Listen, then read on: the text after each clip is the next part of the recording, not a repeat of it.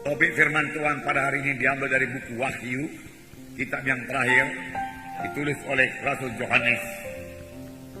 Dengan topik barang siapa yang menang, barang siapa yang menang. Tertulis dalam Wahyu pasal 2 dan Wahyu pasal 3. Tetapi kita tidak akan baca semuanya. Tetapi biarlah kita mengetahui bahwa Tuhan menghendaki semua anak-anaknya menang. Dara dan saya menang. Itulah kehendak Tuhan, sama sebagaimana Yesus telah menang. Tuhan Yesuslah contoh kita, Tuhan Yesuslah teladan kita. Jangan lupa bahwasanya Tuhan Yesus menang selama dia berada dalam dunia ini. Dia berhasil menyampaikan kehendak Bapanya, melaksanakan apa yang disuruh oleh Bapanya. Dia tidak berdosa, dia mengalahkan setan, dia menyembuhkan penyakit, dia berbuat tanda jahit, tanda mujizat, dan semua itu dilaksanakan oleh Tuhan Yesus dalam keadaan sebagai manusia, dalam keadaan sama seperti manusia. Dia tidak mengadakannya, saudaraku, dalam keadaan keilahiannya atau dengan kuasa keilahiannya. Firman Tuhan mengatakan bahwasanya pada waktu Tuhan turun ke dunia ini, dia telah mengosongkan dirinya, meninggalkan keilahiannya, menjadi sama seperti manusia, sama seperti saudara dan sama seperti saya. Dia punya kelemahan-kelemahan sama sebagaimana kita punya kelemahan. Dia merasa lapar, dia merasa capek, dia perlu tidur. Itulah sebabnya setan mencobai dia. Setan tentunya berpikir, dia dalam keadaan tubuh manusia, inilah saatnya aku mengalahkan Tuhan Yesus. Tetapi setan gagal. Setan tidak berhasil. Karena Tuhan Yesus terakhir bersandar pada kuasa firman Tuhan. Jadi Tuhan Yesus telah menang. Pada waktu dia dalam keadaan tubuh manusia, sama seperti manusia. Dan ini memang tertulis dalam Filipi pasal 2 ayat 7. Saya akan membacakan sebentar Filipi pasal 2 ayat 7.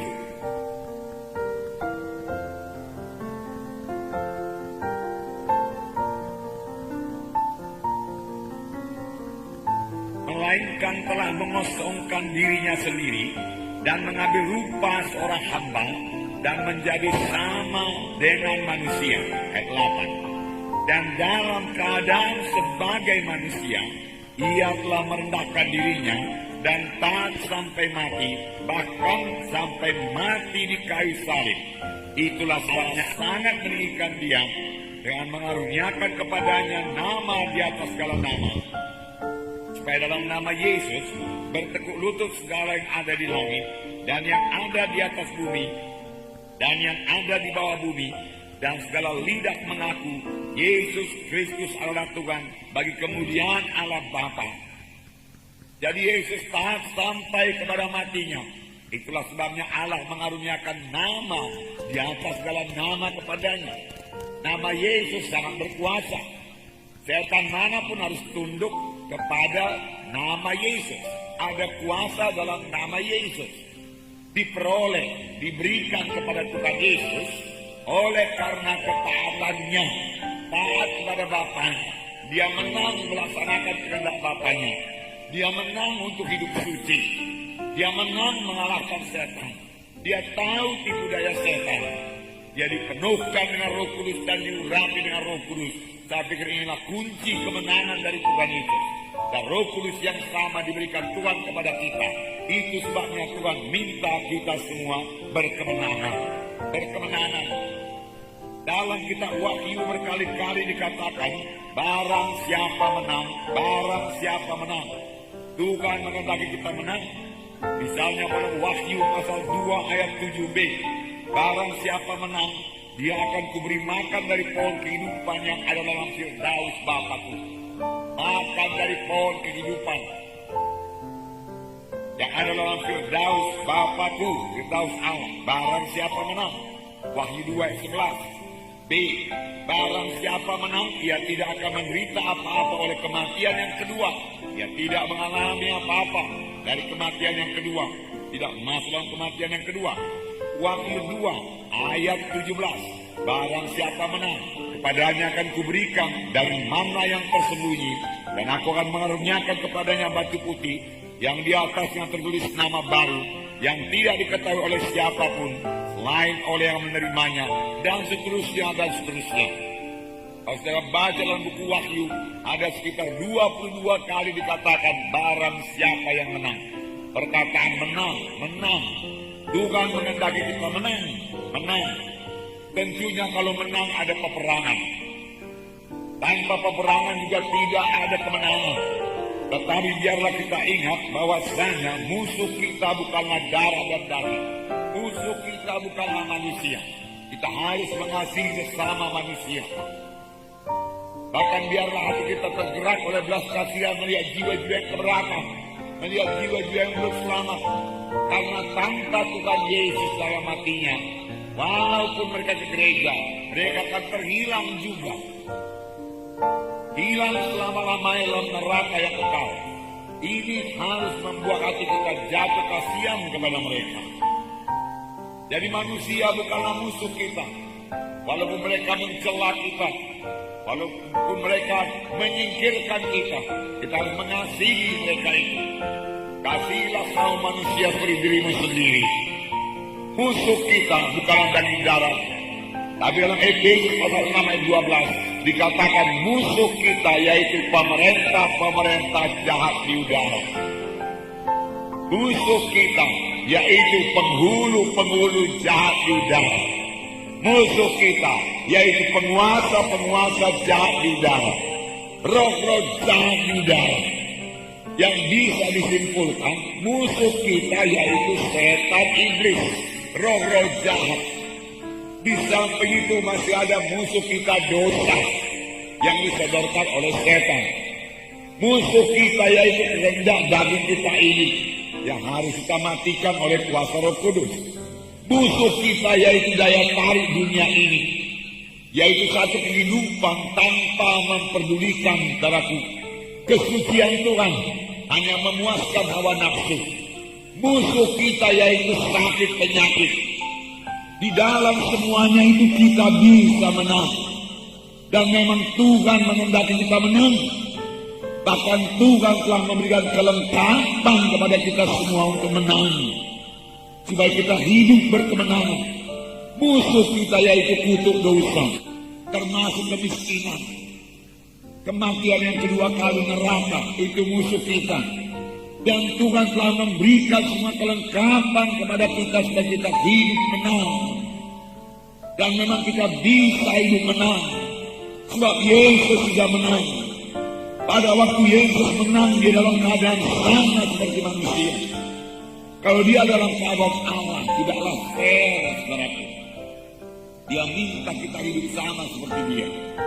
Dia dalam keilahiannya yang maha kuasa, yang tidak bisa dikalahkan, dan segala kebesaran, keagungan, kemuliaan, kesuciannya, kemahatauannya, kemahadirannya. Dia hadir dalam dunia ini, kemudian dia mengalahkan semua musuh-musuh, setan, iblis, dosa, penyakit, dan lain sebagainya. Lalu dia minta kita melakukan hal yang sama, padahal kita tidak maha kuasa, tidak maha tahu, tidak maha besar. Darahku itu tidak adil, tetapi karena dia melaksanakannya dalam keadaan tubuh manusia dan dalam keadaan sama seperti manusia, bisa jatuh kepada dosa. Hanya dia tidak mau jatuh kepada dosa. Dia dicobai oleh setan dan dia melawan setan dengan perkataan ada tersurat, dan dia berkemenangan. Lalu dia minta kita juga hidup berkemenangan. Itu baru fair, saudara. Barang siapa yang ada dalam Yesus, biarlah ia hidup sama sebagaimana Yesus hidup. Itu firman Tuhan minggu yang lalu. Barang siapa mengatakan dia ada dalam Yesus, dia wajib hidup sama seperti Yesus hidup.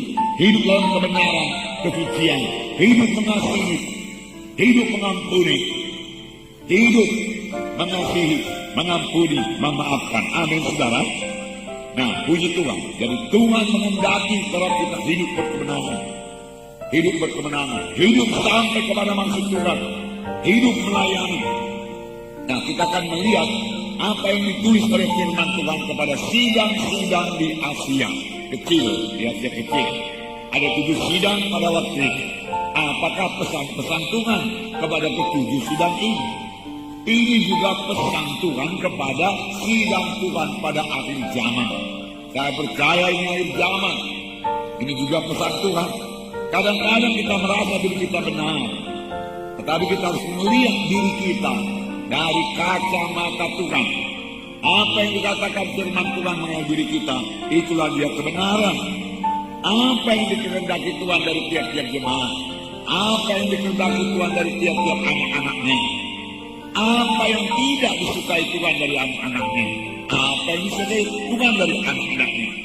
Semua ini dapat kita lihat daripada surat Yohanes kepada ke-7 sidang jemaat di Asia kecil, saudara. Biarlah kita perhatikan, dan juga biarlah kita mengetahui tipu daya setan. Karena dalam surat kiriman itu juga dikatakan bagaimana setan bisa menyusup ke dalam gereja. Menyusup ke dalam gereja untuk membawa gereja kepada kesesatan, bahkan membawa gereja kepada kemurtadan kalau boleh. Sehingga salah satu sidang di Asia itu dikatakan, engkau kelihatannya hidup, tetapi sebenarnya engkau mati. Dalam gereja yang mati tidak ke sorga, hanya gereja yang hidup yang ke sorga. Jadi firman Tuhan juga berkata ada gereja yang mati, yaitu gereja Sardis. Tetapi firman Tuhan masih berkata, kuatkanlah apa yang masih ada, supaya engkau bisa hidup di hadapan Tuhan. Saudaraku, saya percaya sungguh-sungguh Tuhan akan mengangkat satu sidang yang suci. Amin, saudara. Sidang yang suci. Bukan sidang yang bercacat, bukan sidang yang berkerut. Itu sebabnya Tuhan sangat murah kepada sidang ini. Tuhan memberikan rohnya bekerja luar biasa dalam sidang ini. Gunanya untuk membentuk kita semua menjadi anak-anak Tuhan yang teguh, anak-anak Tuhan yang benar, anak-anak Tuhan yang keberkatan, anak-anak Tuhan yang berhasil, anak-anak Tuhan yang hidup suci, anak-anak Tuhan yang hidup dewasa dan berbuah. Itu kehendak Tuhan. Berapa waktu yang lalu dalam kebaktian Natal saya katakan, Tuhan Yesus tidak mati untuk membangun satu sidang yang lemah. Dia tidak akan mencurahkan darahnya untuk membangun satu gereja yang kompromi, yang setengah gelap setengah terang. Tuhan tidak mau sidang yang demikian. Tuhan mau sidang yang terang. Tuhan mau sidang yang suci. Itulah sidang yang akan diangkat Tuhan nanti pada waktu kedatangannya kedua kali. Tahap pertama yang tidak sampai ke bumi hanya di awang-awang saja, dan semua kita yang percaya, yang hidup benar, hidup suci, hidup menyangkal diri, akan naik ke atas dan bertemu dengan Tuhan di awang-awang. Inilah pengharapan yang luar biasa dari setiap anak-anak Tuhan. Amin, saudara. Luar biasa, luar biasa. Nah, itu yang perlu kita kejar. Jadi mengikut Tuhan bukan hanya untuk kesembuhan saja. Kesembuhan soal kecil, sepanjang saudara masuk dalam kehendak Tuhan, berjalan pada jalan Tuhan, mengenal hukum-hukum Tuhan, dan menaruh firman Tuhan dalam hati saudara, maka kesembuhan, kekuatan, kesehatan menjadi milik saudara. Amin. Bahkan firman Tuhan mengatakan umur panjang juga ditambahkan kepada saudara, karena Tuhan itu begitu baik. Nah, akan ada banyak pencobaan, akan banyak peperangan, banyak ujian, tetapi semua itu perlu untuk mendewasakan kita. Tanpa ujian, tanpa percobaan-pencobaan, kita tidak akan bertambah-tambah dewasa. Dalam pencobaan itulah kita perlu setia kepada Tuhan. Dalam penderitaan karena mengikut Tuhan, bukan penderitaan karena dosa, penderitaan karena mengikut Tuhan, karena dicela, karena dianiaya oleh orang yang tidak setuju dengan jalan Tuhan yang suci, kita menderita. Tetapi dalam hal itulah, kalau kita tidak membalas, maka kita akan bertumbuh di dalam Tuhan. bertumbuh bertambah-tambah dewasa dalam Tuhan. Amin, saudara. Jadi ada penderitaan dalam hidup Tuhan. Ada, Tuhan menjanjikan, nanti kita baca, saudara. Saudara yang kasih dalam nama Yesus, tanpa pencobaan, tanpa semua penderitaan itu, kita juga akan tetap bayi-bayi rohani, tidak bisa berperang. Tetapi dengan adanya pencobaan itu, kita akan bertambah-tambah dewasa dalam Tuhan, teguh dalam Tuhan. Yaitu kalau kita menghadapinya dengan kasih, kalau kita menghadapinya dengan penuh dengan Roh Kudus. Amin, saudara. Biarlah semua kita berkemenangan. Amin. Tuhan menghendaki semua kita menang, dan kita bisa menang. Luar biasa janji Tuhan bagi anak-anaknya yang menang. Kita akan membaca dalam buku Wahyu pasal 2 ayat 1 sampai 7. Wahyu pasal 2 ayat 1 sampai 7. Bukan Alkitab saudara, kita akan membaca bersama-sama. Wahyu pasal 2 ayat 1 sampai 7. Kita baca. Tuliskanlah kepada malaikat jemaat di Efesus, inilah firman dari Dia yang memegang ketujuh bintang itu di tangan kanannya dan berjalan di antara ketujuh kaki biang emas itu. Aku tahu segala pekerjaanmu, baik jerih payahmu maupun ketekunanmu. Aku tahu bahwa engkau tidak dapat sabar terhadap orang-orang jahat, bahwa engkau telah mencobai mereka yang menyebut dirinya rasul, tetapi yang sebenarnya tidak demikian, bahwa engkau telah mendapati mereka pendusta, dan engkau tetap sabar dan menderita karena namaku, dan engkau tidak mengenal lelah. Namun demikian aku mencela engkau, karena engkau telah meninggalkan kasihmu yang semula. Sebab itu ingatlah betapa dalamnya engkau telah jatuh. Bertobatlah dan lakukanlah lagi apa yang semula engkau lakukan. Jika tidak demikian, aku akan datang kepadamu, dan aku akan mengambil kaki bianmu dari tempatnya, jikalau engkau tidak bertobat. Tetapi ini yang ada padamu, yaitu engkau membenci segala perbuatan pengikut-pengikut Nikolaus, yang juga kubenci. Siapa yang bertelinga hendaklah ia mendengarkan apa yang dikatakan Roh kepada jemaat-jemaat. Barang siapa menang, dia akan kuberi makan dari pohon kehidupan yang ada dalam taman Firdaus Allah. Nah, ada beberapa hal-hal yang dipuji Tuhan dari sidang Efesus ini. Aku tahu segala pekerjaanmu. Dari sidang Efesus masih melayani. Bahkan segala jerih payahmu, jadi dia melayani dengan sungguh-sungguh. Bahkan segala ketekunanmu, memang melayani harus dengan tekun. Bahkan dikatakan engkau lelah, memang dia bekerja sungguh-sungguh sampai dia lelah. Baik sekali, saudara, baik sekali. Jadi mereka melayani. Memang semua anak-anak Tuhan harus melayani. Amin, saudara. Saudara dan saya harus melayani. Bukan semua jadi pendeta, bukan semua jadi gembala sidang, tetapi semua kita adalah saksi-saksi Tuhan. Jangan malu mengaku Tuhan Yesus. Kabarkan Injil ke seluruh bumi. Firman Tuhan berkata, kabarkan Injil kepada famili-famili kita. Ini saat Natal sudah datang, tahun baru juga sudah dekat. Itulah waktunya kita mengunjungi famili-famili kita yang membawa satu kado, satu hadiah Natal, hadiah tahun baru yang sangat indah, yaitu berita Injil. Tadi juga kalau saudara tambahi dengan segala macam kue-kue dan lain roti-roti, terserah kepada saudara. Tapi jangan ketinggalan Injil yang berkuasa. Jika datang, kumpulkan mereka, dengarkan firman Tuhan, katakan oleh Injil Tuhan ini. Nah, semua anak-anak Tuhan adalah saksi Tuhan.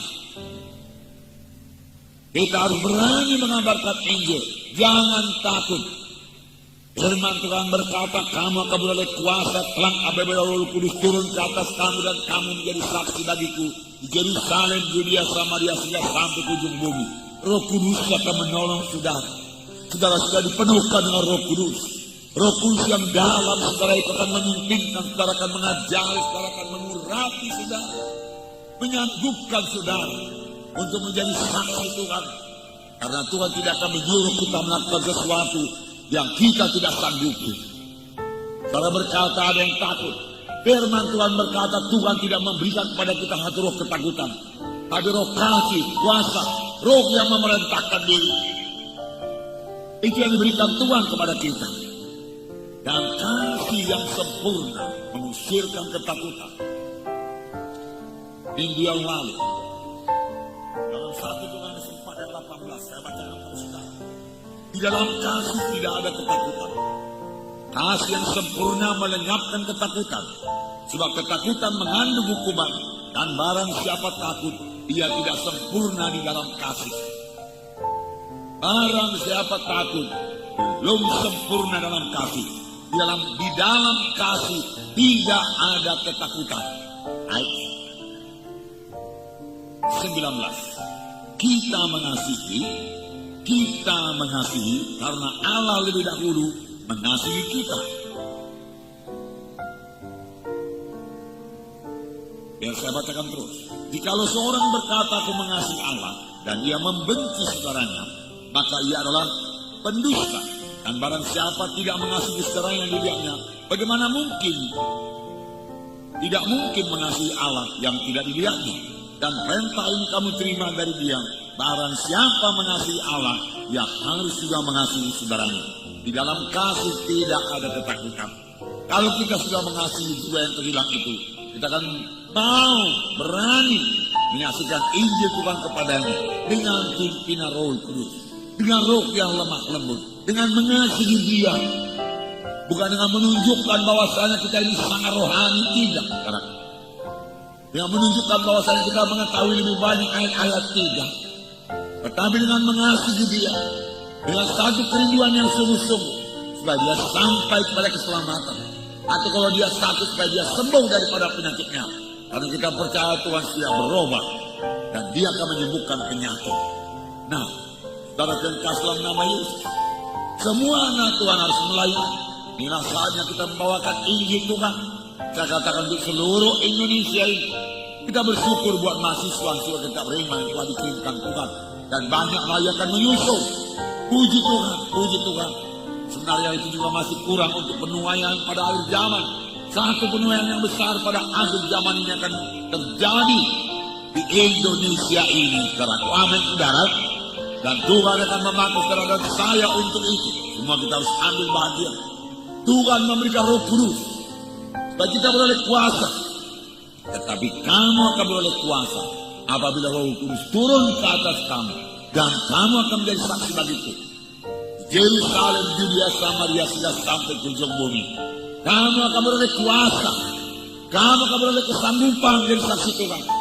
Kamu akan sanggup mengikut Tuhan dengan Roh Kudus. Kamu akan sanggup menyaksikan cinta Tuhan dengan Roh Kudus di dalam hati kita. Dia penolong kita. Dia hidup. Dia bicara. Dia memimpin kita pada segala kebenaran. Itulah dia Roh Kudus. Nah, saudara yang kasih dalam nama Yesus, beritakan Injil. Itulah berita keselamatan, berita penebusan dari Tuhan Yesus. Yesus datang untuk menebus manusia yang dari dosa, membawanya dari mati rohani menjadi hidup rohani. Roma 1 ayat 16 berkata, Injil adalah kuasa Allah yang menyelamatkan. Kalau kita membawakan Injil Tuhan, kuasa Tuhan bekerja untuk menyelamatkan jiwa-jiwa. Dan lihat saja pada hari Natal, waktu saya memberitakan bahwasanya Tuhan Yesus sudah mengangkat dosa manusia. Dia disengsarakan supaya kita jangan disengsarakan. Dia mati di kayu salib, darahnya dicurahkan di kayu salib. Dia berpisah dengan Bapanya supaya kita jangan berpisah dengan Bapa. Dia mencurahkan darahnya untuk menebus kita. Karena kamu ditebus daripada cara hidupnya yang lama, bukan dengan emas dan perak, tetapi kamu ditebus dengan darah yang mahal, darah anak domba yang tidak bercacat celah, yaitu darah Kristus, darah Yesus, darah Kristuslah yang menebus saudara. Saudara lagi baru selamat jadi anak-anak Tuhan. Berita seperti ini sangat berkuasa membawa jiwa-jiwa kepada keselamatan. Berita seperti ini sangat dibenci oleh setan. Segala berita boleh diberitakan, setan tidak keberatan, asal jangan berita Injil, berita yang berkuasa, berita-berita tentang Yesus yang menyelamatkan. Itu yang sangat dibenci oleh setan. justru itulah berita yang diberikan kepada kita untuk diberitakan. Diberitakan pada orang-orang yang terhilang. Yesus substitusi kita. Yesus juru selamat kita. Yesus mati ganti kita. Seharusnya kita dihukum, tapi karena Tuhan sudah dihukum, kita tidak perlu dihukum lagi. Barang siapa yang percaya kepada tidak binasa, mereka beroleh hidup yang kekal. Siapa yang menerima Yesus sebagai Tuhan dan Juru Selamatnya, kepada yang diberi hak menjadi anak-anak Allah. Untuk menerima Yesus sebagai Tuhan dan Juru Selamat, kita harus percaya kepadanya. Dalam pengertian percaya kepada Tuhan Yesus, kita harus bertobat meninggalkan segala dosa kita. Itulah dia keselamatan. Tanpa pertobatan, tanpa percaya juga tidak ada keselamatan. Darah ini harus menjadi berita tiap-tiap anak-anak Tuhan. Semua kita sudah tahu berita ini. Beritakanlah. Beritakanlah. Beritakan dengan jelas. Jangan malu. Tuhan akan menolong saudara. Ini yang dikerjakan sidang di Efesus. Dan Tuhan berkata, aku suka pekerjaan seperti ini. Aku tahu kau menginjil dengan lelah. Melayani. Engkau memuridkan. Engkau sangat lelah. Aku tahu ketekunanmu. Tekun. Kalau mengerjakan pekerjaan Tuhan juga perlu tekun. Tidak mudah menyerah.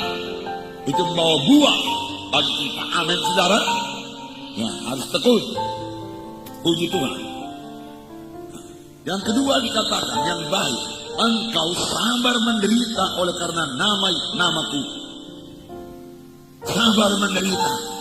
Rupanya sidang Efesus menderita karena dia mengerjakan pekerjaan Tuhan. Penderitaan karena mengikut Tuhan. Saudara bertanya, penderitaan apa pula ini? Bukankah Tuhan mengangkat kita daripada penderitaan? Sekarang mengapa lagi datang penderitaan? Penderitaan dan penderitaan ada dua. Satu penderitaan karena dosa dan kutuk dosa karena penyakit. Itu penderitaan. Tetapi ada satu penderitaan lain karena kita mengikut Tuhan dengan sungguh-sungguh. Tidak ada kompromi, tidak mau berbuat dosa, tidak ikut kuasa-kuasa kegelapan, tidak ikut perbuatan yang najis. Maka kita akan disingkirkan oleh masyarakat yang masih hidup dalam dosa yang belum kenal Tuhan Yesus. Terjadi penderitaan, bisa dianiaya juga karena itu. Tetapi itu adalah bagian kita. Tetapi bukan penderitaan karena kutuk dosa, karena penyakit, karena kelemahan, karena kemiskinan. Tuhan sudah mengangkat kita daripada semua kutuk dosa. Amin saudara. Untuk itulah Yesus disalib supaya kita bebas daripada kutuk dosa. Amin. Itu kehendak Tuhan. Bebas sungguh-sungguh dari kutuk dosa. Ikut Tuhan sungguh-sungguh. Beriman untuk itu kalau saudara belum bebas sungguh-sungguh daripada penyakit. Lihat kesembuhan saudara. Katakan, Tuhan, ini saatnya aku sudah bebas daripada kutuk dosa. Bukankah aku telah menyerahkan seluruh hidupku kepadamu, Tuhan? Dan firman berkata Galatia 3:14, terkutuklah orang yang digantung pada kayu salib. Yesus telah berbuat ini supaya berkat Abraham sampai kepada kami, sampai kepada saya. Sekarang saya menerima berkat Abraham, tidak dibawa kutuk dosa lagi. Haleluya Tuhan. Dalam kutuk dosa kemiskinan lari daripada aku. Ada kutuk dosa penyakit, pergi ke dalam nama Yesus.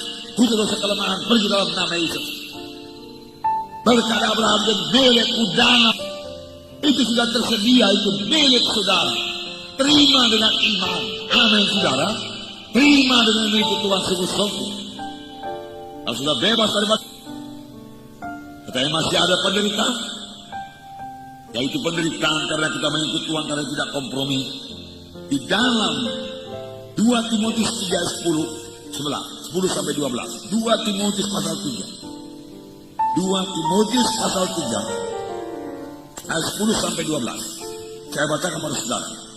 Tetapi engkau telah mengikuti ajaranku, cara hidupku, pendirianku, imanku, kesabaranku, kasihku, ketekunanku. Haleluya. Paulus dapat berkata demikian. Hidupnya benar-benar telah berubah dan menjadi teladan, menjadi guru kepada Timotius. Dia sudah matang sungguh-sungguh. Engkau telah mengikuti ajaranku. Haleluya. Cara hidupku, cara hidup Paulus yang sudah berubah, demikian cara hidup kita tentunya berubah dalam Tuhan Yesus. Pendirianku, imanku, kesabaranku, kasihku, dan ketekunanku. engkau telah ikut menderita penganiayaan dan sengsara, seperti yang telah kuderita di Antioquia dan Iconium dan Listra. Semua penganiayaan itu kuderita, dan Tuhan telah melepaskan aku daripadanya. Banyak penderitaan dialami oleh Paulus, tapi Tuhan melepaskan dia juga. Ayat 12. Memang setiap orang yang mau hidup beribadah dalam Kristus Yesus akan menderita aniaya. Jadi gak usah heran. Orang membenci saudara, gak usah heran orang mengata-ngatain saudara. Karena saudara tidak ikut lagi acara-acara kegelapan, tidak mau berbuat dosa, karena saudara bersaksi karena saudara berdoa. Tapi jangan pula tidak berdoa. Setiap anak-anak Tuhan harus berdoa. Itulah kekuatan kita. Setiap orang yang mau hidup beribadah dalam Kristus Yesus akan menderita aniaya. Sedangkan orang jahat dan penipu akan bertambah jahat. Mereka menyesatkan dan disesatkan. Orang jahat akan bertambah jahat. Mereka menyesatkan dan disesatkan. Kesesatan akan bertambah-tambah. Kejahatan akan bertambah-tambah. Oleh sebab itu aniaya juga akan bertambah-tambah. Tantangan juga akan bertambah-tambah. Dalam penginjilan tantangan akan bertambah-tambah. Mari cepat bergerak. Amin saudara. Injil harus diberitakan supaya Yesus segera datang. Ini bagian kita bersama. Mari berkorban buat pemberitaan Injil. Berkorban. Supaya Injil Tuhan dapat diberitakan dengan segera. Dan saudara-saudara para alumni hidup dalam roh Tuhan. Mohon kuasa Tuhan. Mohon urapan Tuhan. Pengertian yang bertambah-tambah. Dan saudara boleh membangun kerajaan sorga. Dan boleh segera diutus untuk membangun sidang Tuhan di seluruh Indonesia ini. Amin saudara. Haleluya. Nah, puji Tuhan. Puji Tuhan saudara. Haleluya. Roma 8. Dikatakan kita akan menerima pahala. Tapi bukan hanya pahala.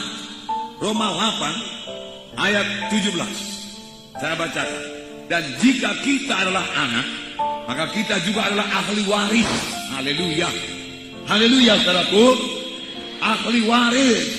Ahli waris dari Bapa kita yang kaya raya. Tentunya luar biasa ahli. Luar biasa warisannya ini. Luar biasa. Saya bacakan. Dan jika kita adalah anak, maka kita juga adalah ahli waris. Maksudnya orang-orang yang berhak menerima janji-janji Allah, yang akan menerimanya bersama-sama dengan Kristus. Yaitu jika kita menderita bersama-sama dengan Dia, supaya kita juga dipermuliakan bersama-sama dengan Dia. Menderita bersama-sama dengan Dia. Dikata-katain bersama-sama dengan Dia. Dicela, diusir bersama-sama dengan Dia. Direndahkan, dihinakan bersama-sama dengan Dia. Bersama-sama dengan Yesus. Yesus juga diusir. Bersama-sama dengan Yesus. Tetapi lihat ayat 18 apa dikatakan. Ayat 18. Sebab aku yakin bahwa penderitaan zaman sekarang ini tidak dapat dibandingkan dengan kemuliaan yang akan dinyatakan kepada kita. Dengan warisan itu, dengan kemuliaan yang menunggu kita, bahkan di dunia ini, apalagi dalam hidup yang kekal, sangatlah luar biasa kemuliaan itu. Penderitaan pada zaman sekarang ini tidak ada artinya, sangat kecil, sangat sebentar dibanding dengan masa yang kekal dalam kemuliaan selama-lamanya. Oleh sebab itu tekunlah menderita karena Injil Tuhan. Amin saudara. Tekun menderita karena Injil Tuhan. Jangan mundur karena penderitaan yang sedikit. Harus menderita dalam penginjilan. Berapa kali kami diusir dari satu desa. Di satu desa kami dilempari dengan batu. Kami harus lari karena mengabarkan Injil saudara. Di desa yang lain kami berperang dengan dukun-dukun. Dan dalam KKR saudaraku, banyak gangguan, tantangan. KKR di Jambi, pemberitahuan lengkap semua saudara. Waktu mulai kebaktian saudara, doa pembukaan, lampu mati saudaraku. Kemudian dikejar ke PLN saudaraku, tidak hidup lagi sampai selesai KKR. Mic tidak ada. Saya hanya bicara melalui mic saudaraku yang kecil itu dan lilin beberapa banyak. dibeli. Senter 1 lusin dibeli, saudara, hidup terus. Saudara. Hari yang kedua sudah diurus semua, listrik kelihatannya baik. Lalu kami berangkat dari hotel saudaraku di Jambi. Saudara, baru beberapa menit naik mobil, seluruh daerah itu menjadi gelap. Kembali lagi malam kedua demikian juga, saudara. Injil hampir tidak pakai mic, tapi penginjilan diteruskan, berita Injil diteruskan, jiwa-jiwa diselamatkan, jiwa-jiwa disembuhkan, berita Injil disampaikan. Amin, saudara. Nah, kuasa Tuhan dinyatakan. Itu hanya dalam gangguan kecil, tantangan kecil, saudara. Kita maju terus kalau hanya demikian saja. Dia maju terus. Waktu Tuhan, saudaraku, memanggil Paulus, bukan dengan terus terang berkata bahwa dia akan mengalami begitu banyak penderitaan. Aku menyatakan kepadanya. Kisah 9 ayat 6. Saya bacakan pada saudara. Kisah 9 ayat 16. Aku sendiri akan menunjukkan kepadanya betapa banyak penderitaan yang harus ia tanggung oleh karena namaku.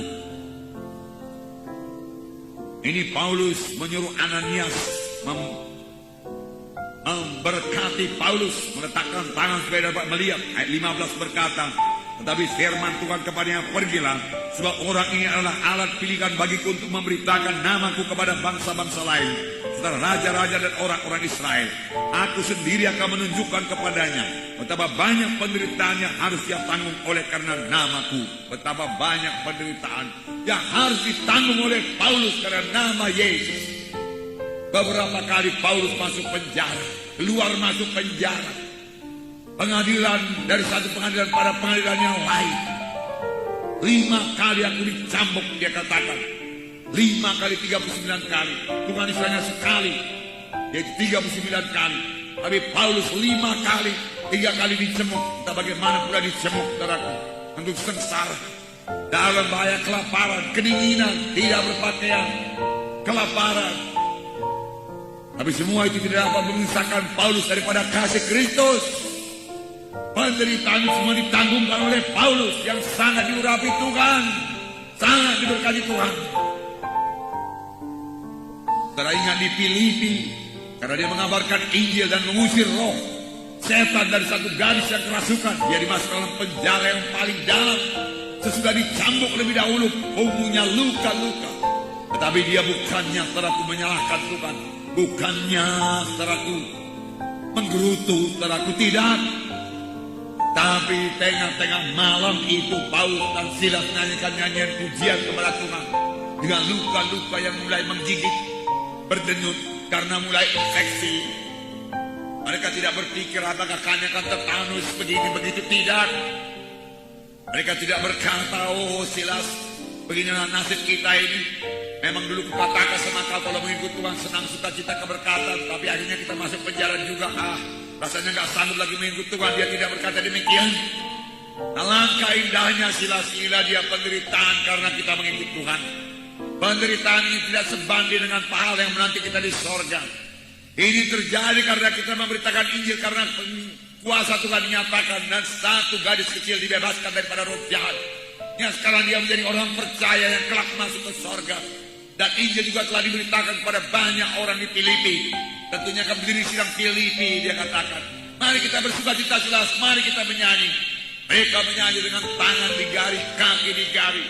Mereka menyanyi bersorak-sorai kepada Tuhan. Mereka berdoa di tengah-tengah penjara itu. Dan orang-orang penjara mendengarnya. Mereka bisa bersukacita dalam Tuhan di tengah-tengah penderitaannya. Sehingga kuasa Tuhan dinyatakan. Roh Tuhan turun dan mengguntur saudara ke penjara itu. Goncang, gari-gari terlepas semua. Sekarang, dan penghulu penjara itu mencabut pedangnya mau membunuh dirinya. Karena dia pikir semua orang-orang penjara sudah lari, semua orang-orang tahanan. Tapi Paulus berkata, sarungkan pedangmu, kami semua masih ada di sini. Apakah yang kuperbuat supaya aku boleh selamat, Tuhan? Percayalah kepada Tuhan Yesus, bahkan kau selamat dan sisi rumahnya. Malam itu dia percaya, malam itu dia diberi diri dibaptis, dan dia bersukacita. Dan besoknya Paulus dibebaskan. Inilah dia penderitaan. Berapa banyak penderitaan aku akan nyatakan kepadanya karena namaku. Sepanjang saudara berpegang pada nama Yesus, memberitakan nama Yesus, saudara, setan tidak senang. Nah, saudara takut pada nama Yesus. Nama yang lain boleh, tapi jangan nama Yesus. Ini nyata dari orang kerasukan. Orang yang kerasukan kalau disebut menyebut nama Yesus, berat dia. Saya mau mengikut Engkau Tuhan Yesus. Tuhan Yesus, Kau Tuhan yang hidup. Engkau juru selamat, oh Tuhan Yesus. Berat dia mengatakan nama Yesus. Bungkus saya dengan darah Yesus. Sucikan saya dengan darah Yesus. Ku terima Tuhan Yesus. Saya kepadanya, saudara. Saya tinggalkan semua dosa dalam nama Yesus. Saya berkemenangan dalam nama Yesus. Oh, payah pada orang kerasukan mengatakan itu. Karena nama Yesus, nama yang berkuasa. Nama yang mengusirkan setan. Saudara, itu yang kedua. Yang pertama, dia bekerja dengan rajin. Yang kedua, dia sampai menderita karena nama Yesus. Jangan heran kalau ada penderitaan karena kita mengabarkan Injil. Yang kedua, orang-orang jahat. Dia tidak sabar terhadap dosa. Berarti dia menolak dosa. Dan juga tidak sabar terhadap rasul-rasul palsu. Jadi sidang Efesus masih kenal rasul-rasul palsu. Dia kenal rasul palsu. Orang yang menyebut dirinya rasul tapi bukan. Dia tahu itu rasul palsu. Dan Tuhan suka itu. Setiap anak-anak Tuhan harus mengerti pengajaran sesat, pengajaran daging, pengajaran membesarkan diri si aku. Harus kita kenal pengajaran sesat, kenal. Roh Kudus akan menerangkan kepada kita. Roh Kudus menerangkan kepada kita. Kita rasa dalam hati kita. Ada yang tidak beres dengan hamba Tuhan ini. Ada yang tidak beres dengan pemberitaan ini. Roh Kudus memberitakan dalam hal itu dengar-dengaran kepada Tuhan. Nubuat juga demikian. Sekarang banyak orang bernubuat. Dia berkata demikianlah firman Tuhan, dengarkan firman Tuhan. Tapi hati kita tidak tenang mendengar. Kalau firman Tuhan berkata, kalau ada nubuat, memberikan penghiburan, memberikan kekuatan, memberikan kesegaran, meneguhkan, bahkan meneguhkan apa yang sebenarnya sudah ada dalam hati kita diteguhkan oleh nubuat. Itu nubuat yang benar. Bukan menakut-nakuti, bukan mengancam, bukan membuat orang takut.